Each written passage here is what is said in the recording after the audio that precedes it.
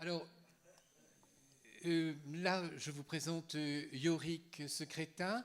Et donc, c'est, comme vous le voyez, la nouvelle génération. C'était extrêmement important d'avoir des jeunes lecteurs et admirateurs de Pasolini.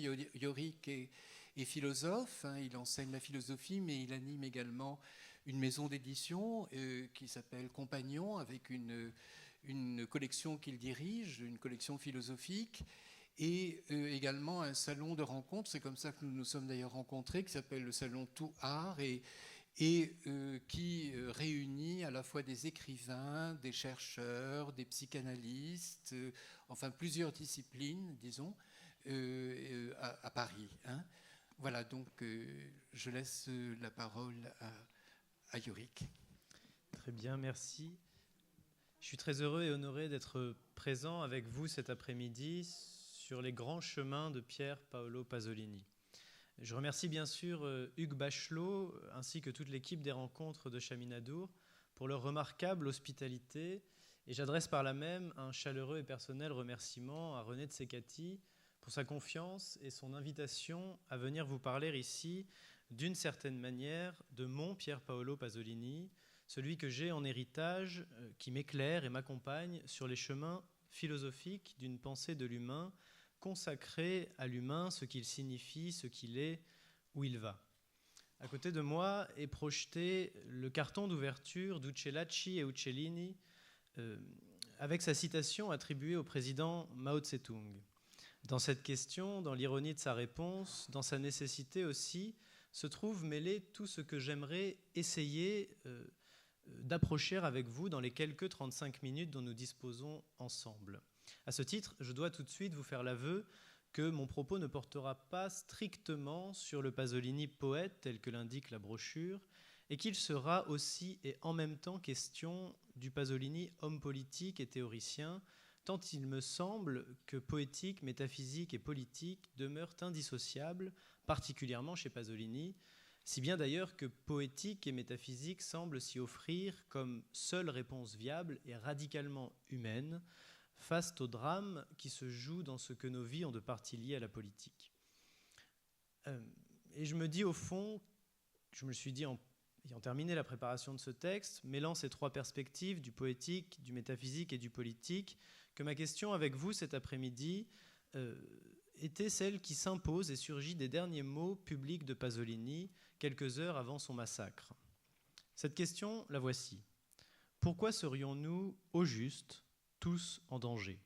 Ou plutôt, qu'est-ce qui, à dire vrai, est en danger lorsque Pasolini affirme que nous tous le sommes? À cette question, la réponse ne me semble pouvoir être autre que celle-ci. Ce danger, c'est le péril de ce qu'il y a d'humain en nous. Alors, j'ai donc nommé ma communication poétique et métaphysique pasolinienne ceux qui traversent l'humain, cher langage sacré. Mais j'aurais, à dire vrai, pu la nommer plus sobrement enquête pasolinienne sur l'humanité de l'homme.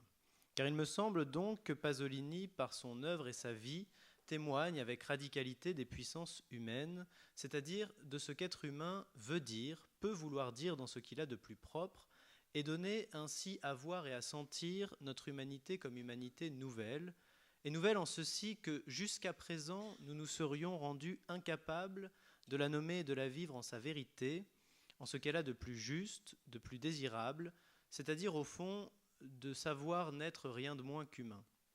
Dès lors, Pasolini me semble faire signe vers un nouveau commencement pour la vie humaine, offrant un avenir possible à la crise des temps présents, état de crise permanent dans lequel notre XXIe siècle semble se complaire planétairement. À ce titre, Antonio Gramsci nous apporte une définition bien connue de la crise au paragraphe 34 de ses cahiers de prison, indiquant que la crise est ce moment où le vieux monde se meurt, qu'alors que le vieux monde se meurt, le nouveau monde tarde à apparaître et dans ce clair-obscur surgissent les monstres.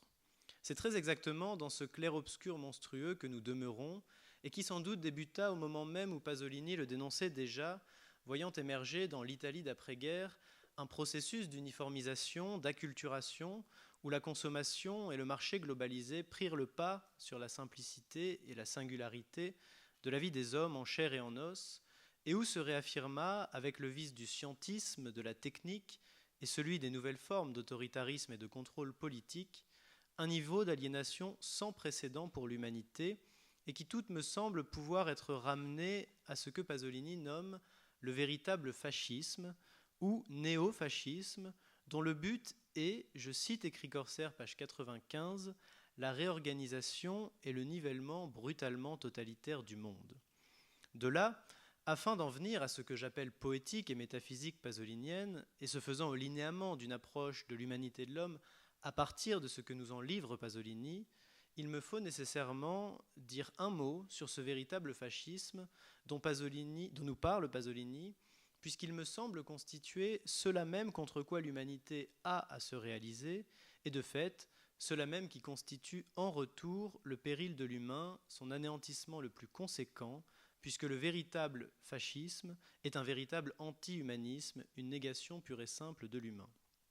Alors, ce que donc Pasolini reconnaît comme nouvelle forme actualisée et véritable du fascisme, c'est un niveau supérieur, plus total, plus complet, plus profond et systématique d'anéantissement de chaque particularisme, de chaque différence, et où s'accomplit dès lors ce que l'on peut nommer une subsomption réelle de chaque singularité humaine à un monde unifiant, neutralisant et aliénant, qui ne souffre pas des surcroîts de vie et de différence qui s'y recèlent et peuvent s'y réaliser. Chaque différence réelle, c'est-à-dire chaque intimité, chaque possibilité d'émergence du singulier, est subsumée dans et par une totalité supérieure et organisée contre ces différences.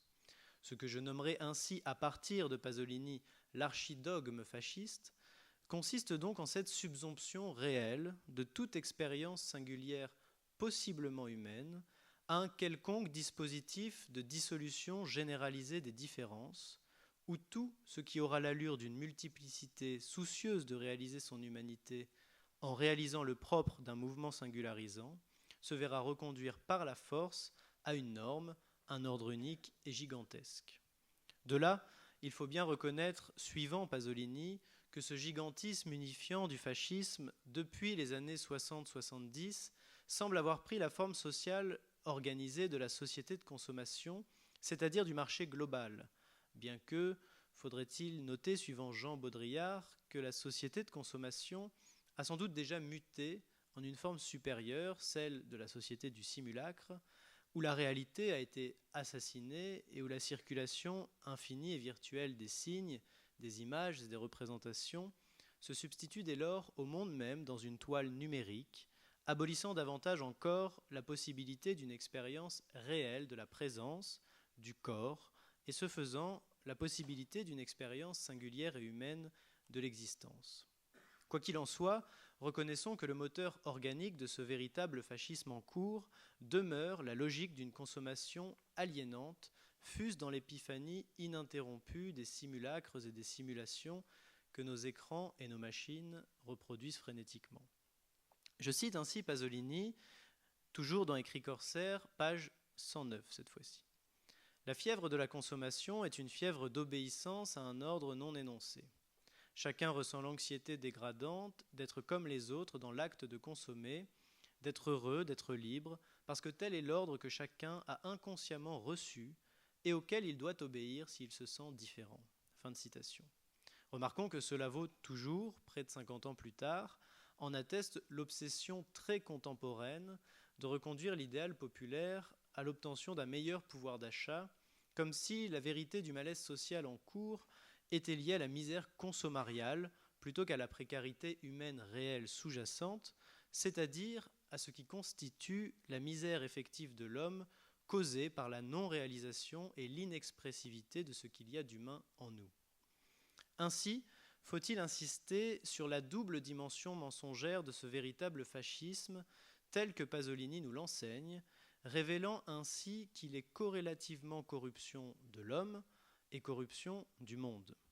C'est donc d'abord au niveau des sujets humains que le mensonge opère, avec ce que je nommerai l'illusion du libre acteur, puisque la puissance de ce néofascisme de la société de consommation tient en ceci qu'il réalise la norme unique et dissout les particularismes comme les singularités, sous couvert d'une infinité de choix possibles de fausses différences dans l'obtention réglée et pseudo-libérale des objets signes de consommation, alors même que par-delà cet ersatz de liberté capitaliste s'accomplit de façon identique et programmée l'exécution de l'acte même de consommer, où l'individu intracapitaliste doit s'accomplir comme un autre et avec lequel il ne fait plus qu'un dans cet acte même.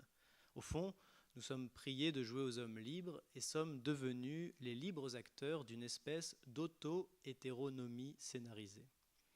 C'est ensuite au niveau du monde lui-même que le mensonge se poursuit, avec ce que je nommerai l'illusion du flambant neuf, puisque la fabrication de cette armée d'uniques consommateurs, animés du leurre organisé des besoins infinis, est corrélative de l'existence d'un monde toujours neuf à disposition, mais dont la nouveauté renouvelée coïncide avec sa propre caducité. Autrement dit, la forme même de l'apparition de ce monde flambant neuf du néofascisme, où chaque objet, chaque production y surgit sous le signe de l'innovation, n'est autre que celui de la ruine transcendentalement comprise. Ce qui signifie que ce monde empiriquement, c'est-à-dire matériellement flambant neuf, celui du néofascisme et du capitalisme, est un monde en vérité transcendentalement, c'est-à-dire structurellement en ruine.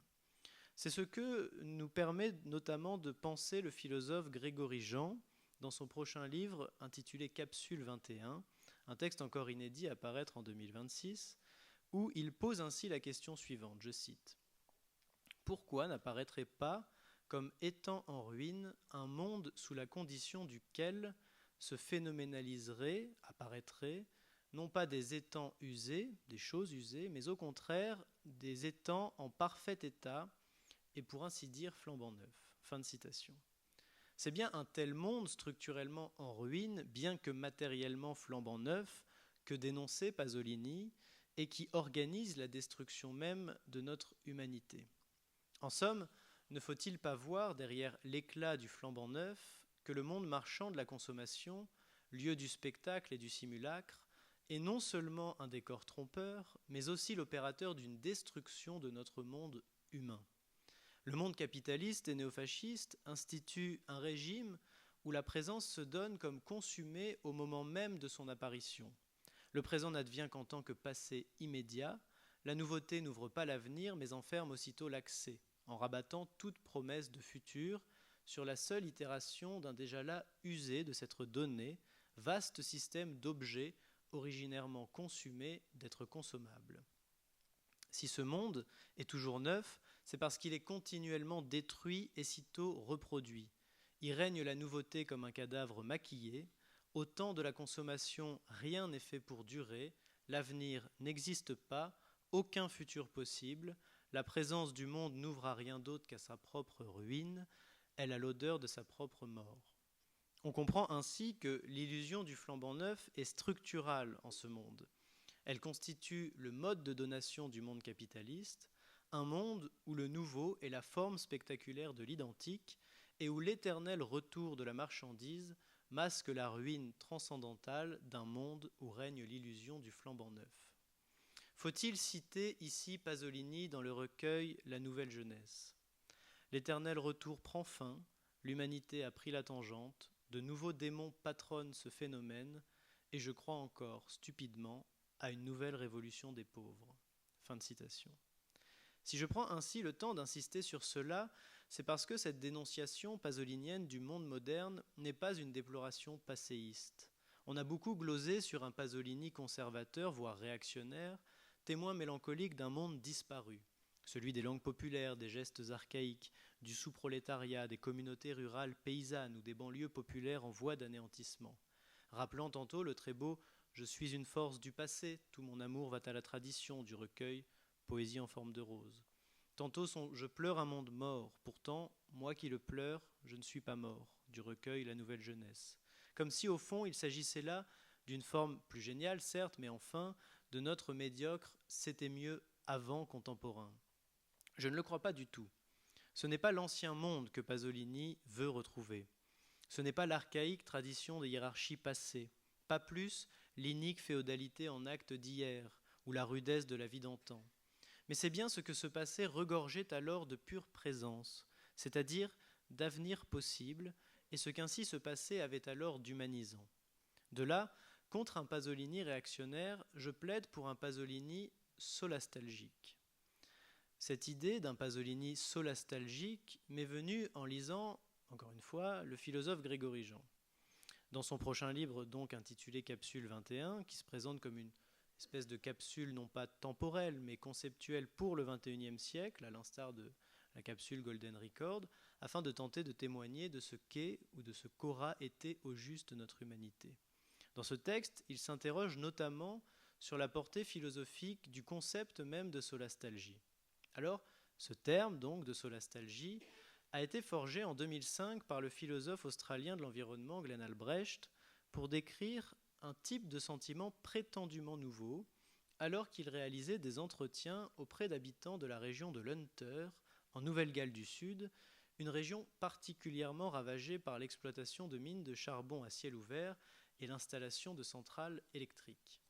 En raison de la défiguration de leur chez-soi, ces habitants ressentaient une forme de nostalgie de l'ici, où, comme le dit Grégory Jean, ils subissaient une douleur causée par l'éloignement du proche. Ainsi, le solastalgique est celui qui, de prime abord, souffre de la disparition du monde où il vit encore, de l'ici qu'il n'a pas quitté, mais qui bien plutôt l'a quitté. Grégory Jean précise, je cite, « À la lettre donc, la solastalgie serait la souffrance liée à la perte de réconfort ou de consolation provoquée par l'effondrement du lieu natal dont on se trouve nostalgique lors même qu'on l'habite encore, comme si, dans sa présence même, il se phénoménalisait d'ores et déjà au passé, comme si, dans sa présence même, il se manifestait comme étant déjà en ruine. » S'esquisse ici un sens non plus empirique, classiquement ou simplement matériel de la ruine, mais bien un sens transcendantal, c'est-à-dire un sens de l'être en ruine non indexé sur l'usure ou la vétusté matérielle d'une chose, mais sur celle plutôt de son mode de donation, c'est-à-dire de présentation, d'apparition, si bien donc qu'une chose parfaitement neuve, c'est-à-dire empiriquement neuve, pourrait tout à fait être transcendentalement en ruine, en raison de la particularité, disons phénoménologique, de sa donation, de la manière propre qu'elle a de nous apparaître. Aussitôt faut-il demander, en quoi consiste le fait, pour une chose, matériellement neuve, de se donner à nous comme en vérité en ruine? Voici la réponse un peu substantielle de Grégory Jean que je vous lis tant elle éclaire ce qu'il faudra dorénavant nommer, me semble-t-il, la solastalgie de Pasolini. On comprend, donc je cite, on comprend que la solastalgie, le fait d'éprouver le chez-soi du monde comme appartenant d'ores et déjà à un passé dont on se découvre nostalgique, tient exactement à ceci. Ce n'est pas d'abord parce que leur environnement serait au présent empiriquement ruiné ou en passe de l'être qu'ils en sont solastalgiques, mais parce qu'ils se trouvent transcendentalement ouverts comme n'ayant aucun futur. En ce sens, l'affect solastalgique surgit chaque fois que, dans sa présence, un monde se trouve littéralement lâché par cette forme pure du futur qui seul la maintenait distincte d'un déjà passé, et ce faisant, s'effondre littéralement sur le passé et en vient à phénoménaliser sa propre présence comme transcendentalement ruinée. L'affectivité solastalgique se produirait chaque fois que, lâchée par l'avenir auquel elle était littéralement suspendue, la présence se crache sur le passé. Fin de citation. La solastalgie de Pasolini procède donc du sans-avenir du présent, de son effondrement, de son crash sur le déjà passé qu'impose et recèle ce monde capitaliste et néofasciste. Le présent de la modernité, c'est l'avènement continu du déjà mort, la surrection d'un présent mort-né de n'avoir aucun futur possible, d'être donc un présent sans mouvement, ou plutôt dont le mouvement ne coïncide qu'avec l'exécution programmée d'un circuit, d'un dispositif de mortification généralisée. À rebours, le passé que pleure Pasolini était lui plein d'avenir. Il y avait un futur possible dans ce passé, autrement dit une vitalité s'accomplissant, puisque des mouvements singuliers et contingents pouvaient encore s'y réaliser, non programmés totalement par le centralisme morbide et autoritaire d'aujourd'hui. Ainsi, me semble s'éclairer les fondements même d'un humanisme pasolinien qui pose d'abord, pour l'humain, l'exigence d'une disposition affective permettant l'ouverture à une présence réelle non programmée, c'est-à-dire d'une pure présence disposant de l'avenir, d'une épreuve et d'une réalisation contingente de sa propre présence, ce que ne permet assurément pas la complicité monstrueuse entre la forme du capitalisme contemporain comme ultralibéralisme autoritaire et l'archidogme fasciste comme gigantisme consommarial, puisqu'ensemble, ils ne rêvent pas d'une communauté humaine, mais d'un troupeau obéissant de travailleurs consommateurs acculés au présent sans avenir de la simulation d'un monde flambant neuf, constituant dès lors une véritable entreprise de destruction massive de notre humanité. Alors, soyons attentifs à ce qu'esquisse ici en creux Pasolini dans sa fameuse lettre ouverte à Moravia. Je vous en lis un extrait que j'ai recomposé pour mon propos et que vous retrouverez en version intégrale à la page 168 des Écrits corsaires. Tu plaisantes sur le fait que depuis quelque temps, ma bête noire est la consommation. Ta façon de plaisanter me semble un peu indifférentiste par la façon qu'elle a de restreindre le problème. Alors laisse-moi te répondre. Pour toi, la consommation existe et c'est tout. Ta vie personnelle profonde en est indemne, la mienne non. En tant que personne, tu le sais bien, je suis infiniment plus impliqué que toi. La consommation consiste, en effet, en un pur et simple cataclysme anthropologique. Et je vis existentiellement ce cataclysme qui, du moins pour l'instant, n'est que dégradation. Je le vis chaque jour dans les formes de mon existence, dans mon corps. Fin de citation. Si nous demeurons attentifs à ce que Pasolini nous dit, il apparaît que ce cataclysme anthropologique, qu'il nomme aussi ailleurs mutation anthropologique, est une dégradation, voire une destruction, certes de l'avenir dont regorge le présent, nous venons de le voir, mais dit-il ici de notre vie personnelle profonde, mais encore des formes de notre existence, et enfin de notre corps. Cela me semble d'ailleurs se confirmer par le message contenu dans son ultime appel, lorsqu'à la veille de sa mort, il s'adresse à chacun d'entre nous et dit, je cite, « Je voudrais que tu regardes autour de toi et que tu prennes conscience de la tragédie. » En quoi consiste la tragédie ? La tragédie est qu'il n'y a plus d'êtres humains, mais d'étranges machines qui se cognent les unes contre les autres. Fin de citation.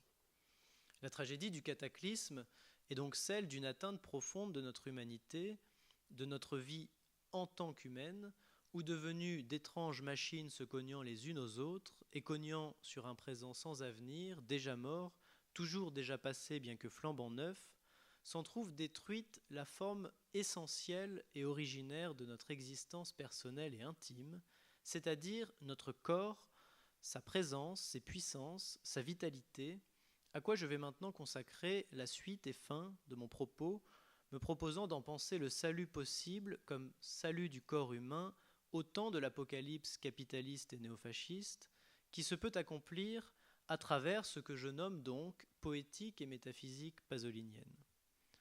Au fond, si Pasolini nous permet de penser en homme politique et théoricien l'horreur de cette ère moderne et mortifère, il me semble que comme poète, peut-être faut-il dire comme poéticien, il donne à voir les puissances de notre humanité, particulièrement donc par la mise en scène, l'exposition de la vitalité et du drame vivant de nos corps humains. Pour comprendre cela et saisir le sens de ce travail sur l'humanité des corps dans l'œuvre de Pasolini, posons la question suivante. Qu'est-ce qui distingue, de prime abord, un corps humain d'une étrange machine ? Eh bien, nous savons au moins depuis la 6e méditation métaphysique de Descartes que parmi tous les corps, c'est-à-dire parmi toutes les choses étendues, flexibles et muables qui composent le monde, il y a parmi ces corps un d'entre eux que je peux dire mien. Ce corps-là, ce corps mien, n'est pas une simple chose inanimée, ni même simplement un mécanisme complexe, il est tel que j'ai à l'éprouver sans cesse comme le mobile de mes intentions. Il est, comme le dit Maurice Merleau-Ponty dans Le visible et l'invisible, cette masse intérieurement travaillée, que nous pouvons appeler le corps propre, puisqu'il m'est propre à la différence de tous les autres corps, et que l'on nomme aussi la chair. Comme le dit cette fois-ci Michel Henry dans Incarnation, je cite, « Notre chair n'est rien d'autre que cela qui, s'éprouvant, se souffrant, se subissant et se supportant soi-même, et ainsi jouissant de soi selon des impressions toujours renaissantes, se trouve, pour cette raison, susceptible de sentir le corps qui lui est extérieur, de le toucher aussi bien que d'être touché par lui. Cela donc dont le corps extérieur, le corps inerte de l'univers matériel, est par principe incapable. » Fin de citation. Autrement dit, ma chair n'est pas mon corps matériellement compris. Elle n'est pas ce fragment de matière que nous tous avons et qui répond des mêmes lois causales physico-chimiques. Ce corps-là, au fond, m'est étranger. D'une certaine façon, mon corps objectif, en tant qu'il répond d'une logique de laquelle je suis étranger, est un être mort. Mais ma chair, quant à elle, en tant qu'elle est ce par quoi je m'éprouve et peux me réaliser comme personne, elle fait de moi un être vivant. Par là même, si mon corps est un être général et anonyme, ma chair est bien plutôt singulière et intime. Au fond, ce que nul autre a, c'est ma chair, et ce qu'ainsi par mon corps j'ai de singulier, c'est d'être une chair, c'est-à-dire de m'éprouver, de me jouir, d'être dès lors cette manière inédite par laquelle un corps se jouit de la vie, comme aucun autre ne le peut. Si tout corps partage la logique d'une mécanique commune, ma chair, quant à elle, ne répond que de ce qu'il faudrait nommer une jouissance une. Comme le dit encore Michel Henry, la chair n'est rien d'autre que la possibilité la plus intérieure de notre soi. Le soi pense là où il agit, où il désire, où il souffre, là où il est un soi, dans sa chair. Fin de citation. Dès lors, lorsque privés de cette possibilité intime et singulière du charnel, nos existences se trouvent rabattues sur la surface de leur corps objet, lorsqu'ainsi nous sommes condamnés à n'être que ces étranges corps machines, nous perdons aussitôt la possibilité à laquelle nos chairs ouvraient pourtant, la possibilité même de l'humain en nous. Ainsi, l'humain surgit là où une chair paraît, c'est-à-dire là où se donne la possibilité d'une expérience charnelle de la présence comme épreuve radicalement singulière de la vie et qui s'atteste et se réalise comme ouverture par la présence même de cette chair à la contingence du futur, au pur possible dont ma chair se fait le mobile singulier. Lorsque dans Pétrole, Pasolini affirme « Qu'est-ce que l'esprit humain ? C'est une présence, une réalité, voilà tout », il me semble ainsi attester qu'en tant que présence, c'est-à-dire en tant que réalité, l'esprit humain est charnel, et ce faisant, notre humanité procède des puissances de notre corps propre comme jouissance une, singulière de la vie. Cette jouissance advient dans et par un mouvement d'ouverture à l'avenir propre à notre chair comme disposition charnelle de notre propre temporalité possible. Cette disposition particulière de notre condition humaine, il faut bien la nommer liberté charnelle, ma chair comme liberté réelle, et qui est, comme le dit, l'expression est donc du philosophe Jan Patočka dans Liberté et sacrifice, une expérience de la transcendance, c'est-à-dire une épreuve singulière du dépassement, une ouverture à autre que soi comme réalisation possible de soi. Nous découvrons ici que c'est donc depuis le corps propre, comme chair singulière disposant d'un avenir possible, dans l'expérience de sa propre transcendance, que se peut réaliser cette initiation à notre différence absolue, c'est-à-dire notre plus radicale et inédite singularité humaine. Nos chairs, comme transcendance charnelle, sont conjonction de la liberté et de la singularité, et ce faisant, avènement de l'humain comme tel. De ce repérage me semble pouvoir s'éclairer quelque chose de décisif chez Pasolini, et que l'on répète à l'envi à son propos, à savoir son goût, son obsession pour le sacré. Or, qu'est-ce qu'est le sacré pasolinien, sinon ce que donne à sentir la puissance de la chair? Dans l'Inédit de New York, un entretien datant de 1969, voici ce qu'il avance, je cite. « Je suis persuadé de ça. L'homme d'autrefois, l'homme pré-industriel, l'homme qui vivait dans une civilisation paysanne, pouvait percevoir la présence du sacré, dans chaque objet, quel que soit l'événement, à chaque instant de sa vie. N'importe quelle apparition terrestre à n'importe quel moment de sa vie, pouvait être une hiérophanie. Hiérophanie dans les pierres, dans les arbres, parmi les voisins, dans les mots, tout pouvait être hiérophanie, émanation du sacré. Fin de citation.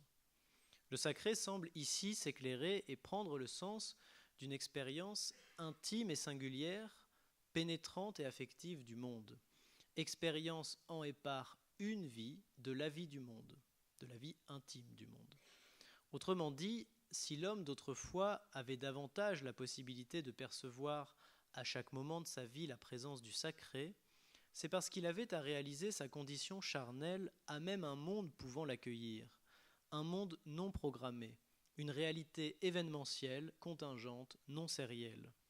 Ainsi pouvait se réaliser naturellement et humainement cette expérience singulière de la présence du monde dans l'ouverture même qu'il garantissait à ses chairs humaines, garantissant par là même la possibilité d'une expérience charnelle de la transcendance dont le monde d'alors se révélait être la scène d'accomplissement.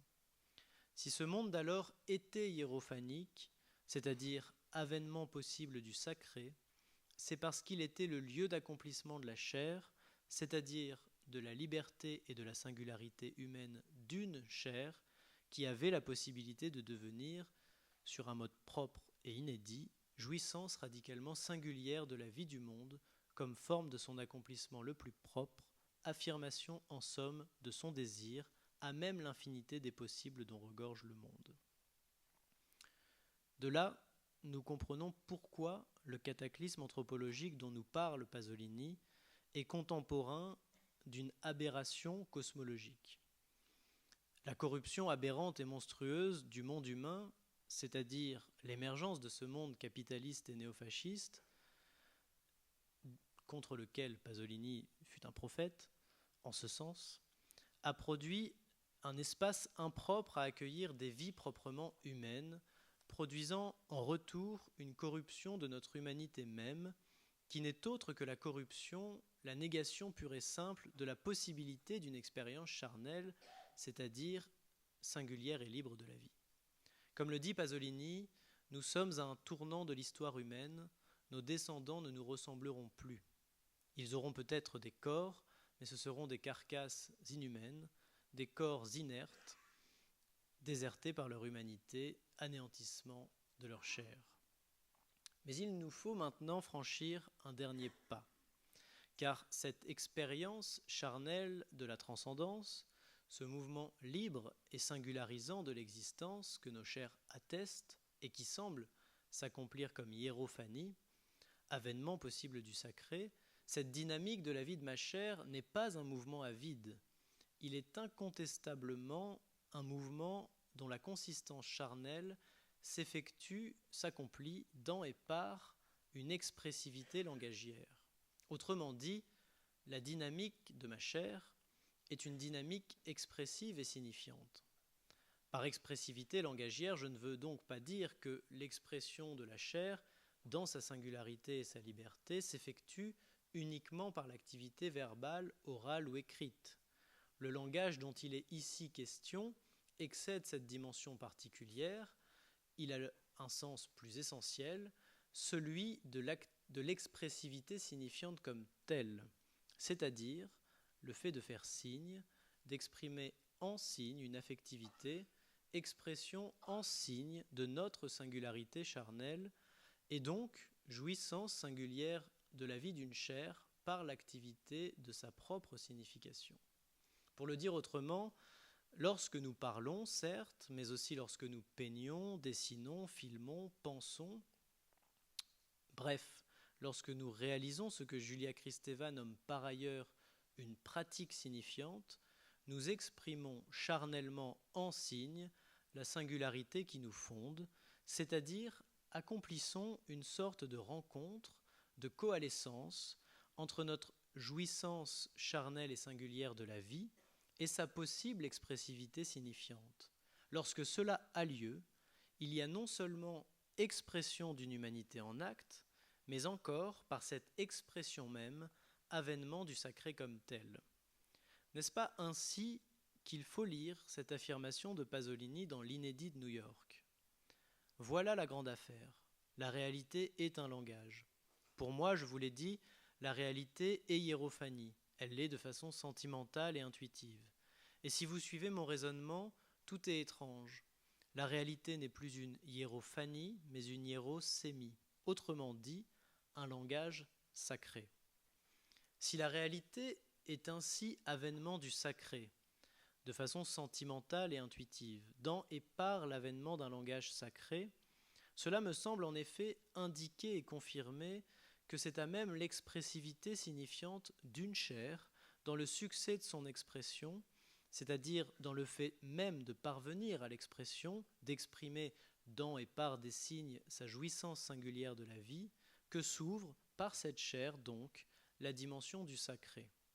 Par différence, la souffrance qu'en tant qu'homme nous pouvons éprouver semble au fond toujours coïncider avec l'impossibilité pour une chair d'exprimer sa jouissance singulière de la vie, c'est-à-dire au fond de ne jamais pouvoir passer son intimité à l'expression.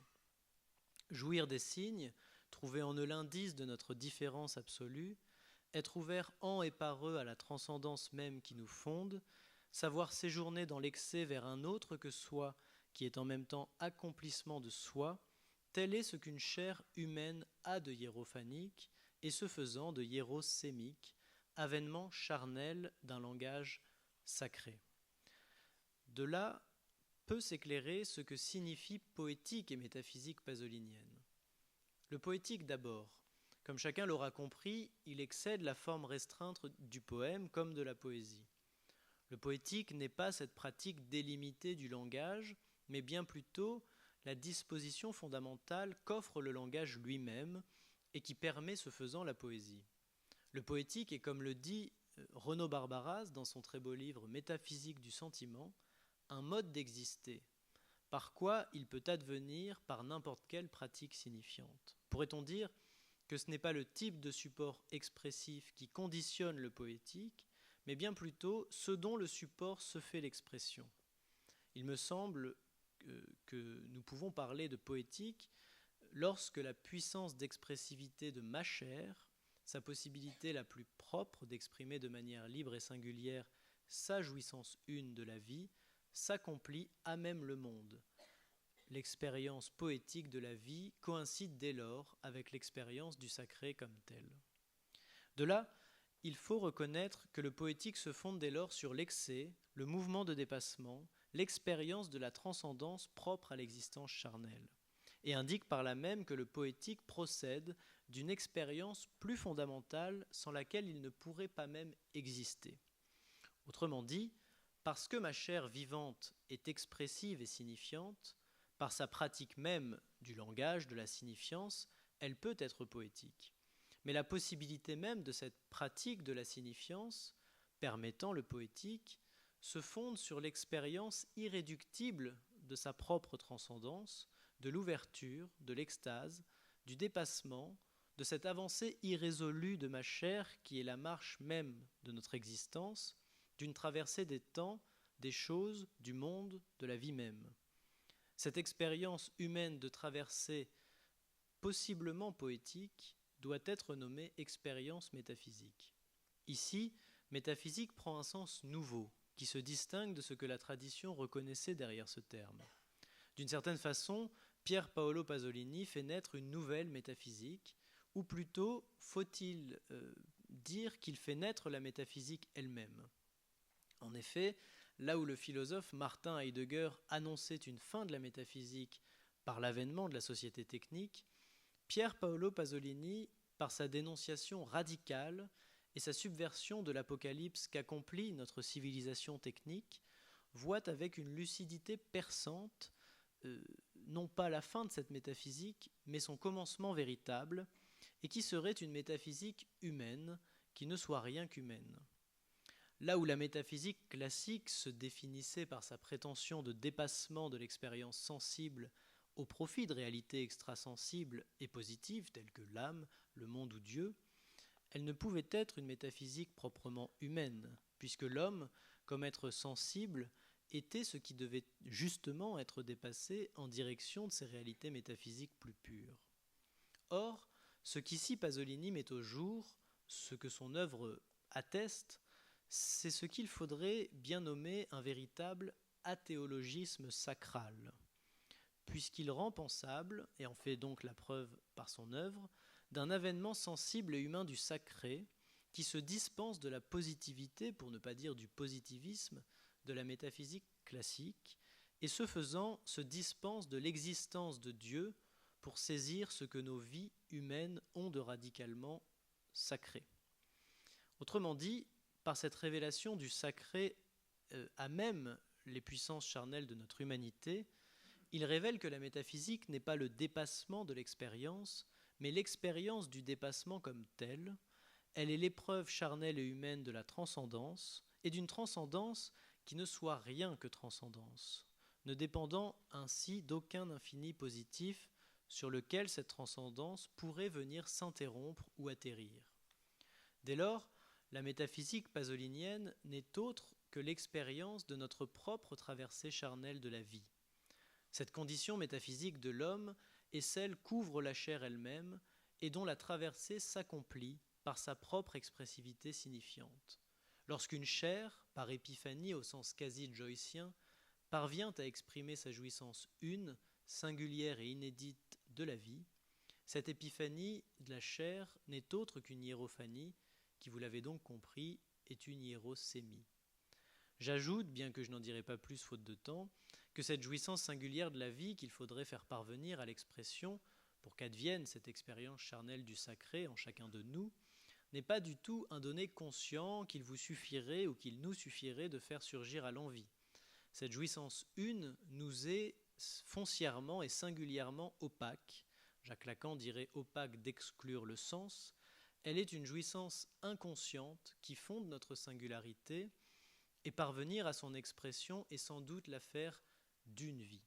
Pour le dire très simplement, exprimer sa singularité n'est pas de tout repos, et sans doute est-ce l'affaire d'une vie, et ce n'est sans doute pas une partie de plaisir. C'est ainsi que je comprends cette affirmation de Pasolini, toujours dans cet entretien de 1969, où il dit que chacun de nous possède, donc je cite, « chacun de nous possède inconsciemment un code de la réalité ». Il me semble que ce code inconscient de la réalité, c'est en vérité cette jouissance une de la vie dont chacun a, pour lui-même, à découvrir le sens opaque dans l'avènement de sa propre expérience charnelle, libre et singulière, qui est expression signifiante de sa propre traversée de sa vie. De là, et pour conclure mon propos, il me semble que c'est ainsi que nous pouvons comprendre le sens du mystérieux Trasumanar de Dante, qui, on le sait, a tant marqué Pasolini et lui fera nommer son dernier recueil Trasumanar et Organizar. Au chant premier du paradis de sa divine comédie, Dante invente ce mot de Trasumanar, qui a été traduit de plusieurs manières en français, tantôt par outrepasser l'humain, dépasser l'humain ou encore transhumaniser. Or, il ne me semble pas que ce que nomme ici Dante doive être compris comme dépassement de notre expérience humaine, mais au contraire comme expérience du dépassement qu'est notre expérience humaine, expérience de traversée qui fonde ce qu'il y a d'humain en nous, où chacun peut dire pour lui-même, à hauteur de son humanité même, « Je suis le chemin, la vérité et la vie ». Autrement dit, je suis mon chemin, ma vérité et ma vie. Je cite donc Dante au chant premier. Trasumanar significar per verba non si poria, pero l'esemplo basti a cui esperienza gratia serba. J'en propose la traduction française suivante, par laquelle, vous me pardonnerez, j'en trahis aussitôt la littéralité, mais qui me permet, je l'espère, d'être métaphysiquement plus juste. Ce qui traverse l'humain touche à l'innommable. Que l'exemple d'une vie suffise pour que la grâce y paraisse. En somme, l'humain n'est autre que ce lieu charnel d'une jouissance singulière de la vie qui cherche à s'exprimer, à exprimer l'innommable de sa propre jouissance dans et par le monde, et lorsqu'une telle expérience a lieu, lorsque nos chairs trouvent à exprimer leur opacité dans la clarté du monde, la grâce y paraît, le sacré émane. Or, précisément, Par l'avènement de ce monde capitaliste et néofasciste, nous assistons à un véritable hiérocide, une exténuation généralisée du mystère du monde. Voici le danger duquel Pasolini nous mettait en garde. De là, il nous revient donc de savoir mener la lutte nécessaire pour qu'un monde à hauteur d'homme demeure, un monde où l'humanité est possible, où des chairs humaines prêtes à traverser la vie et le temps puissent exprimer leur liberté et leur singularité, sans ne jamais espérer rien d'autre que de savoir demeurer vivant dans cette traversée même. Être une vitalité désespérée, disait Pasolini, c'est cela, c'est savoir affirmer l'irréductible présence de notre chair dans son mouvement, dans sa transcendance même, une transcendance désespérée car elle ne vise aucun ailleurs, elle n'est l'espoir d'aucun au-delà, elle s'efforce de demeurer vivante dans sa propre traversée, en s'efforçant d'accomplir ici-bas, dans le séjour de sa chair, dans l'intimité de son expression charnelle, l'opacité de sa jouissance singulière de la vie, dont l'œuvre d'une vie se fait l'exemple, le témoignage inédit. Enfin, ce vitalisme désespéré ne doit pas nous dispenser, au contraire il nous oblige, de nourrir et réaliser l'espoir d'une révolution nécessaire, où le combat politique trouve ses véritables raisons dans la métaphysique, une métaphysique qui, pour une fois dans l'histoire des hommes, ne soit rien d'autre qu'humaine. Je vous remercie pour votre attention.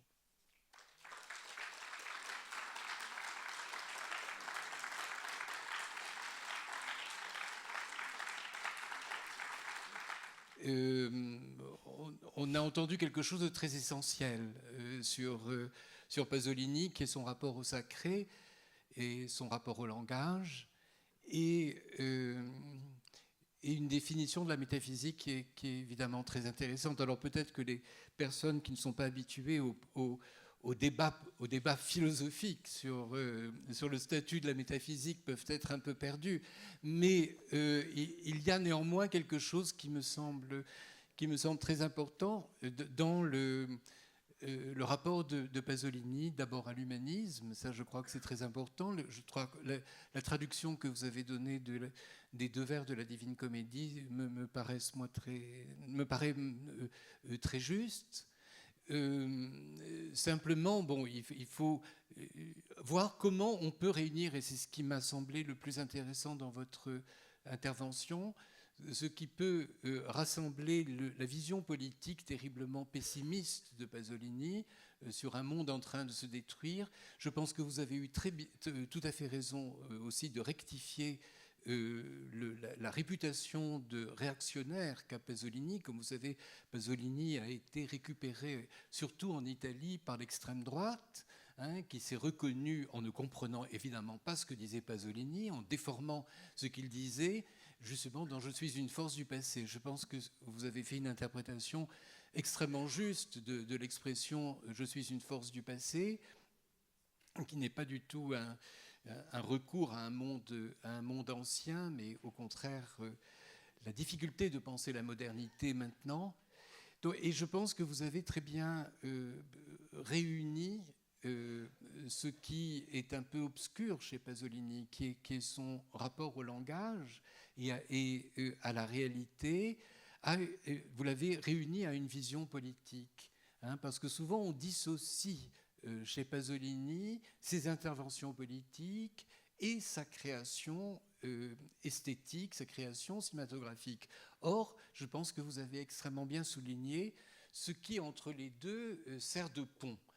Parce que Pasolini est quelqu'un qui pense le monde. Il pense le monde avec différents moyens.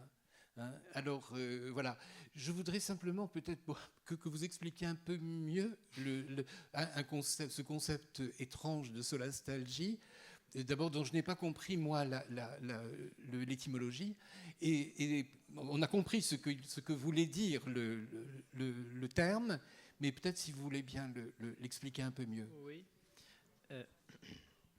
Oui, alors moi-même j'ai découvert ce terme par l'intermédiaire de Grégory Jean, qui mobilise ce concept pour faire autre chose et pour penser au fond la solastalgie pas comme un sentiment local situé chez ces personnes dont le paysage est défiguré, mais pour en penser un fondement anthropologique commun, universel. Au fond, la solastalgie, c'est l'idée que ça naît donc en Nouvelle-Galles du Sud, dans la région de l'Hunter, parce que moi je viens de Montluçon, voilà, pas loin d'ici, même si je suis maintenant à Paris. On a beaucoup aussi parlé il y a un certain nombre d'années, moi j'étais encore très très jeune, bien que je le sois peut-être encore, mais du remembrement des campagnes. C'est-à-dire on détruit les haies, on détruit tout ça, et puis on en fait des immenses champs qui ne ressemblent à rien. Eh bien, les gens qui vivent là se découvrent nostalgiques d'un ici, et non pas de quelque part qu'ils ont quitté. C'est le monde qui les a quittés, et il me semble que ça exprimait assez bien l'affectivité fondamentale de Pasolini, c'est-à-dire qu'il a vu son monde le quitter, et Grégory Jean extrapole sur ce sentiment solastalgique pour tenter de penser ce qui se passe dans la solastalgie. Et ce qui se passe, c'est que tout à coup, le monde qui regorgeait, la présence du monde qui était tenue par un avenir possible, cet avenir disparaît dans justement la nature du nouveau monde qui du nouveau monde qui est très ancien, mais très ancien au sens, c'est une ruine. Le nouveau monde est une ruine en ce sens que il n'ouvre pas du tout l'avenir, il nous condamne à un déjà passé. C'est bien que la présence même de ce monde, en fait, elle n'ouvre pas à l'avenir, et parce que l'avenir ne suspend plus la présence, parce que l'avenir se crache sur le présent devient une ruine, quand bien même est-il flambant neuf, comme c'est le cas de la société de consommation marchande dans laquelle nous vivons. Mais quelle est l'étymologie du terme? Je ne comprends pas. C'est solas. Solas, qu'est-ce que ça veut dire? Dans le... faut que ça me revienne maintenant. Parce que c'est l'inverse de la nostalgie. C'est-à-dire que c'est le lieu où on se trouve, le sol où on se trouve, qui nous échappe. Je vais faire mon éditeur. Vous renvoie au livre qui va paraître. D'accord. Non, mais en fait, j'ai coupé le morceau où il expliquait toute l'étymologie du terme. Oui. Mais c'est solace et nostalgie. Comme nostalgie. Comme la douleur comme nostalgie veut dire la douleur du retour, donc on ne comprend pas très bien le lien. Mais enfin, bon, de toute façon, c'est pas très grave. Moi, je voudrais peut-être donner la parole au public pour s'il y a des personnes qui maintenant ont ce premier portrait en 3 volets de Pasolini, s'il y a quelque chose qui se dégage ou qui paraît contradictoire, et ce qui, pour l'instant, n'a pas été exprimé, qui va l'être, bien sûr, dans les 3 jours qui viennent. Mais bon, on a vu le Pasolini penseur, là, maintenant, théoricien du langage et de la perception du monde. On a vu un Pasolini beaucoup plus humain, dans le sens personnel et subjectif, avec le spectacle d'Antonio et de Wilfried. Et puis, bon, moi, je vous ai donné un rapport extrêmement personnel et subjectif de la manière dont je percevais Pasolini. Et j'imagine qu'il n'y a pas que des admirateurs de Pasolini ici. Il y a des gens pour qui Pasolini est une figure intrigante. Et voilà, j'aimerais que là-dessus, peut-être vous posiez des questions, aussi bien à Yorick qu'à moi, là-dessus. Oui.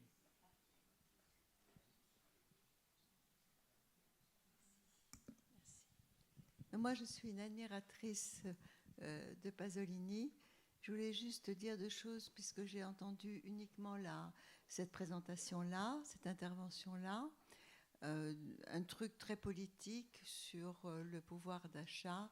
Bien, je pense que oui, il y a une question de pouvoir d'achat, que quand on tend la main toute la journée, certes, il y a une perte de l'humain, mais j'ai trouvé le raccourci un peu problématique. Voilà, ça c'est une première chose très politique. Et ensuite, par rapport à ce que vous avez développé, je pense que le rapport alors, entre la chair sentante merleau-pontienne, qui est aussi quelque chose qui m'intéresse énormément et qui est effectivement à voir avec Pasolini, et le rapport au langage de Pasolini, pour ma part, je le trouve plus contradictoire que ce que vous avez présenté. Ne serait-ce que, par exemple, dans Qui je suis, où il a un refus total du langage. Il est retiré dans son château de Quille et il souhaite aller vers l'abstraction de la musique, parce que pour lui, la langue italienne,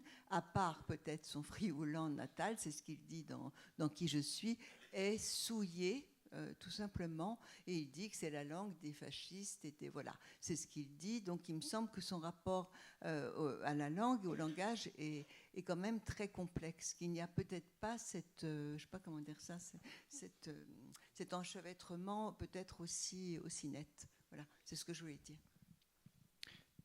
Oui, je peux peut-être essayer de répondre aux deux questions. Effectivement, sur la question du pouvoir d'achat, je ne nie pas du tout que nous soyons ramenés à la dimension du pouvoir d'achat. Au contraire, c'est bien le drame, c'est-à-dire que c'est plus une vie, c'est une survie, et c'est la raison pour laquelle le pouvoir d'achat est la base même, parce que c'est la subsistance. Mais le fait, notamment pour la gauche, de prétendre et d'utiliser comme seul idéal populaire une certaine gauche, le pouvoir d'achat me semble être une limitation de ce que sont les humains qui demandent à manger. Je pense qu'on ne peut pas se faire comme si les gens voulaient simplement manger et consommer. Je pense qu'au contraire, il y a autre chose que ça, et que ça ne devrait même plus être une question, cette dimension de se nourrir. Donc, voilà, bon, je ne vais pas rentrer dans les considérations, mais ça renvoie à ce qui s'est passé au moment des Gilets jaunes, sur la question du pouvoir d'achat. Sur la deuxième question, sur Merleau-Ponty, qui sont plus philosophiques, pour faire très très simple, moi je ne suis pas un enthousiaste merleau-pontien qui pense la chair comme justement un pur je peux, une pure possibilité qui m'ouvre à l'existence. Au contraire, je suis très marqué par la psychanalyse, donc par le corps comme lieu symptomatique, lieu où l'expression se fait une difficulté. Et Pasolini en est le témoin. Et mon propos consistait au fond à prendre le concept de chair merleau-pontienne, et je ne peux pas le développer ici, et à le lier à ce qui, au fond, fonde l'humanité et transparaît dans toute l'œuvre de Pasolini. Et aussi, mon propos n'a pas pu, par la force des choses, parce qu'il était déjà très dense, j'aurais dû faire un autre choix sinon, mais m'appuyer sur des exemples concrets dans les films, dans les poésies, parce que les exemples sont multiples, où on voit cette chair-là vivante, et dans d'autres films, on voit cette chair vivante mortifiée. Mais dans tous les cas, il y a cette puissance du corps, fut-il mortifié par instant, par moment. Donc c'est vrai que c'est plus complexe que ça, et je ne suis pas simplement merleau-pontien, donc je l'ai mobilisé, mais je n'y demeure pas. C'est-à-dire, c'est un moment, c'est une étape dans ma pensée, quoi. Voilà. Donc moi je ne suis pas philosophe, je lis très peu de philosophie, mais pourtant j'ai l'impression de vous avoir parfaitement compris. Je suis là. Ah oui, voilà. Pardon, excusez-moi.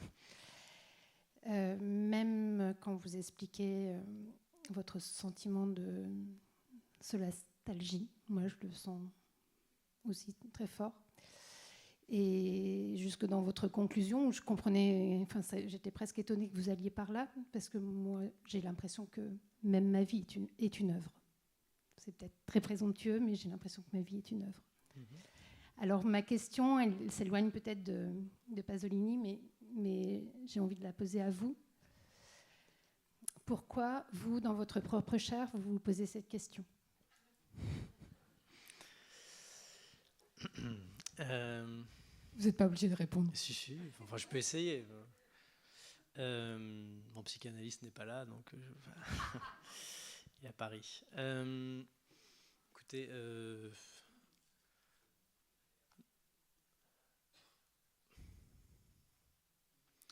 Il y a une phrase, j'ai essayé de retrouver, en plus ça se trouve c'est évident, mais il y a une phrase de Pasolini qui dit à peu près, c'est sans doute parce que j'ai que l'à peu près que je ne l'ai pas retrouvé, qui ne pense pas à partir de sa propre vie ment. Il dit quelque chose comme ça quelque part. Et moi je me suis jeté corps et âme, si je puis dire, dans la philosophie à un moment donné, alors que je ne viens pas d'une famille d'intellectuels, voilà. Et le fait de tomber sur une philosophie incarnée, puis ensuite sur des auteurs comme Pasolini, m'a fait sentir une forme de vérité dans la singularité des expressions. Donc c'est peut-être mon amour pour la liberté, en tout cas la liberté en un sens premiers amours sartriens, de ne pas pouvoir se faire soumettre par un quelconque système, par un quelconque dispositif, que ce soit le dispositif de la famille ou de l'État, et tous les dispositifs intermédiaires. Et c'est ça qui m'a amené vers Pasolini, sans doute, ou ce qui m'a frappé chez lui. Et donc, parler depuis sa propre vie, pour être sûr de ne pas mentir, quand bien même on mente sur sa propre vie, mais ça c'est une autre affaire, me semble être corrélatif d'une liberté fondamentale d'assumer son existence et sa singularité. Et c'est au fond ça que j'ai essayé de dire sans plus, même si évidemment c'était pris dans un discours très philosophique.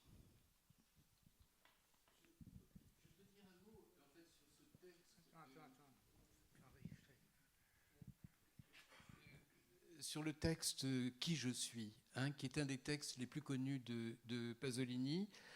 Bon, d'abord, « Qui je suis » est le titre de la traduction, parce que le titre du poème, c'est « Le poète des cendres », le poème des cendres. Le poète des cendres. Et c'est un texte de 1966 qui est une réponse à un journaliste américain. 1966 est une période de très grande crise pour Pasolini. Alors quand il dit qu'il c'était cité dans le spectacle d'Antonio Interlandi, qu'il ne croyait plus à la poésie, qu'il fallait arrêter la poésie, etc. À quoi bon, etc. C'était un moment où il pensait effectivement abandonner. Et on s'est aperçu qu'il n'a jamais abandonné la poésie. Il a écrit jusqu'à sa mort de la poésie. Donc c'était une sorte de découragement du monde intellectuel. Il faut rappeler il y a crypté dans ce doute qu'il a à l'égard de la poésie, son hostilité à l'avant-garde. Pasolini était quelqu'un qui a critiqué énormément l'avant-garde, le groupe 63, la néo-avant-garde, ce qu'on appelait... Enfin bon, tout cela, il ne pouvait pas les supporter, alors que lui-même écrivait de la poésie d'avant-garde. Et donc, il était en contradiction. Il aimait d'ailleurs, il disait que le poète était tout à fait autorisé à se contredire. Donc, il était il faut faire attention avec ces déclarations qui sont un peu trop radicales chez Pasolini, parce que parfois, il les remet en cause dans d'autres circonstances. En 1966, c'est quand il venait de faire Uccelacci Uccellini, qui était un film tout à fait symbolique, qui n'a pas été compris. Quand le film est sorti, c'était aussi une grande désillusion de Pasolini, parce qu'il a fait ce film avec 2 acteurs comiques, et donc le public attendait un film comique, et ils ont vu un film intellectuel sur l'histoire du Parti communiste, bien sûr présenté comme une fable comique, mais en réalité, évidemment, les gens ont vu Toto comme ils ne l'avaient jamais vu. L'acteur Toto était dans des comédies très, très burlesques, genre Louis de Funès. Et donc, ils ont été complètement déconcertés. Et je pense que c'était un moment de désillusion et de découragement de Pasolini. Alors c'est ennuyeux parce que ce texte est extrêmement connu et souvent pris comme la vérité de Pasolini, alors qu'il lui restait 10 ans à vivre et qu'après il a eu des positions tout à fait différentes sur différents problèmes. Donc moi, ce qui m'a frappé aussi dans votre texte et dans votre conférence, c'est l'absence de sexualité. On parle de corps et il n'est pas question de sexe. Et dans le cas de Pasolini, bien entendu, la sexualité est absolument fondamentale et avec laquelle il a eu, comme je l'ai dit, des rapports très contradictoires, puisque c'est à la fois un homosexuel affirmé et un homosexuel malheureux, donc, et qui n'a jamais caché le malheur qu'il éprouvait en étant homosexuel. Donc c'est qu'il allait, et c'est pour ça qu'on a tellement brodé, qu'il allait vers sa mort en accomplissant ses pulsions. On l'a dit et répété. En effet, quand il a accompagné Pelosi, il allait vers la mort. Ça fait aucun doute. Il savait qu'il allait vers la mort. Qu'il l'ait cherché, non. Qu'il ait cherché la mort, c'est autre chose. Mais qu'il ait accepté de prendre le risque de la mort. Voilà, alors donc, moi, simplement dans votre intervention, je pense que l'absence de la sexualité est un problème. Parce que la chair sans sexe, c'est comme le terme de chair est utilisé de manière très dominante par l'Église. Et évidemment, quand on dit la chair, la plupart du temps, c'est le sexe. Et donc, le sexe condamné, ou la chair qui est trop pesante, puisque vous citiez Dante, quand il parle de la chair, dans la Divine Comédie, c'est le poids dont on doit se débarrasser. La chair, c'est vraiment ce dont on doit se débarrasser pour transhumaniser, justement. C'est-à-dire que dès qu'il y a le poids de la chair, ça veut dire qu'on n'est pas complètement, on n'a pas atteint justement ce niveau de transhumanisation. Donc voilà, c'est simplement mais bon, ça ouvre un débat très grand. À dire vrai, une seconde, c'est que, je parle très peu. Effectivement, j'en ai pas parlé parce que ça m'obligeait à allonger et c'était contenu, disons, dans la dimension opaque de la jouissance dont je parle et qui peine à passer à l'expression. Au fond, si nos chairs sont des chairs expressives, c'est-à-dire si nous sommes des corps qui s'éprouvent, que nous éprouvons comme corps dans un processus d'expression, ce qui vient buter dans l'impossibilité de l'expression, c'est cet innommable, c'est ce réel, dirait Lacan, qui a tout à voir avec le sexe, justement, mais pas que le sexe. Le sexe, bien sûr, c'est une expérience limite, comme dirait. Bataille a tourné autour de ça, le sexe, la mort, etc. Et en ce sens, je pense que c'est contenu dans ce que je dis, mais ça n'a pas été dit. Au sens où mon propos le rend possible, bien que je ne l'ai pas dit. Ce qui en dit peut-être sur la raison de mon propos.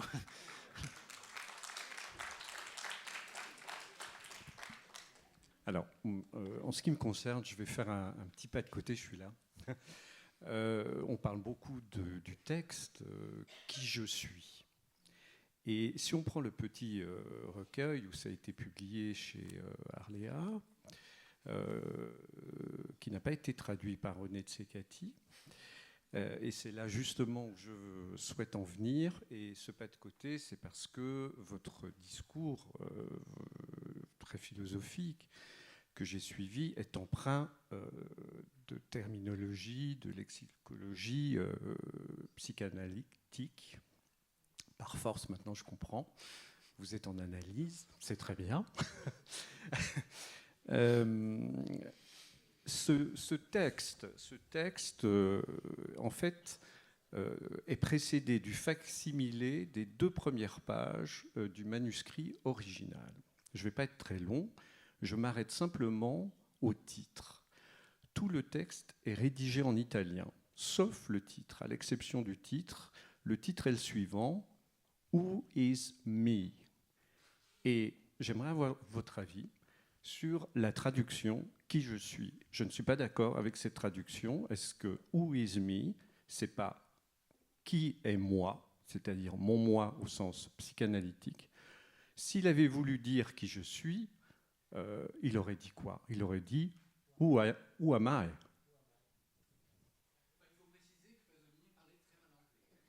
Ok, alors c'est peut-être ça, mais j'en doute. Pasolini quand même. C'était un lapsus parlant, du coup. Peut-être. J'ai une réponse sur Solace, de solastalgie, puisque j'ai vérifié. Ça vient de solari, le verbe soulager. Et donc voilà. Donc ça avait à voir avec le sol, mais j'étais à côté, mon inconscient a travaillé différemment. Et donc c'est la souffrance liée à la perte de réconfort. Donc le terme est lui-même un paradoxe. Voilà. Oui, je voulais vous remercier beaucoup pour votre intervention. Moi, je ne suis pas du tout une intellectuelle, mais ça m'a paru totalement lumineux. J'ai vraiment beaucoup, beaucoup aimé. Et voilà. Bon. Non ? C'est pas tout ce que je voulais dire. Oui, à votre question, monsieur, sur l'éclairage que pouvaient avoir ces 3 interventions par rapport à Pasolini. Bon, moi, j'admire le cinéaste énormément, que je connais un petit peu. Je n'ai pratiquement rien lu de lui. Et il me paraissait un personnage intriguant avant tout, c'est-à-dire avec des contradictions sur lesquelles je ne m'étais pas étendue, mais je m'étais dit, je vais avoir des réponses. Et je suis ravie de vous dire que je commence déjà à avoir des réponses extrêmement intéressantes sur cette dualité, ces contradictions qui émaillent la vie de Pasolini, qui est un personnage de plus en plus attachant. Voilà.